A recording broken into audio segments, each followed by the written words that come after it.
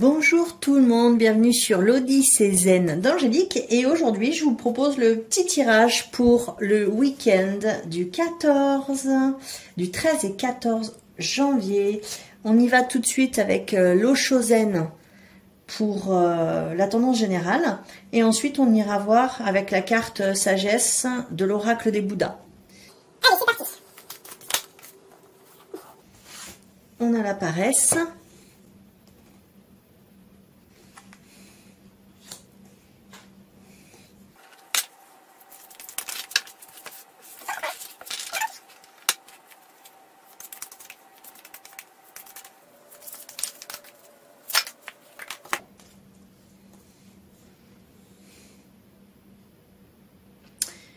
Amida Nyorai. Donc ici, en fait, on a la paresse. C'est le 9 de l'eau, donc on est dans les émotions également. On voit un homme en train de siroter un verre, sous un parasol, un petit coussin bien agréable. Et on voit sur le côté ici, ce qui semble être un miroir, réfléchissant et en même temps qui serait en train de se briser. C'est une illusion en fait. La personne pense avoir le droit effectivement de se reposer, il est habillé assez richement, il est tranquillement en pensant être arrivé, on peut dire. Ce miroir qui se brise nous fait comprendre que finalement il croit être arrivé, mais il n'est pas arrivé là où il devrait être. Et du coup, cette carte nous dit que on n'est peut-être pas dans une situation ou dans une place complètement définitive, même si on pense que c'est mieux, qu'on a déjà traversé certaines choses et qu'on se pense arriver, c'est pas vraiment le cas et que le voyage va bien plus loin que ça.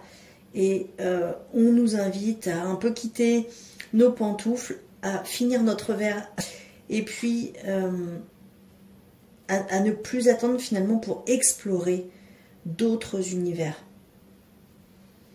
Alors, le Bouddha qui a été tiré, c'est Amida Nyorai. C'est l'un des 5 Bouddhas de la compassion. Et d'ailleurs, il est assis sur son trône.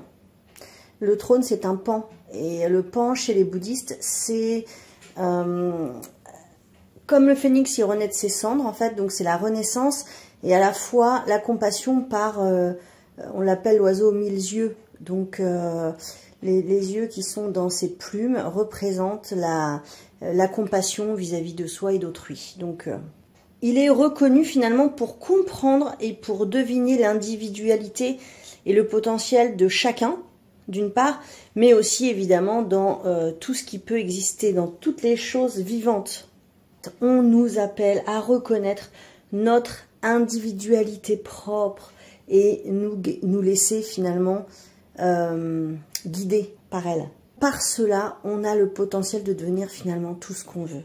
C'est le numéro 4. Le 4, déjà, on est dans la structure. C'est aussi l'empereur dans le tarot.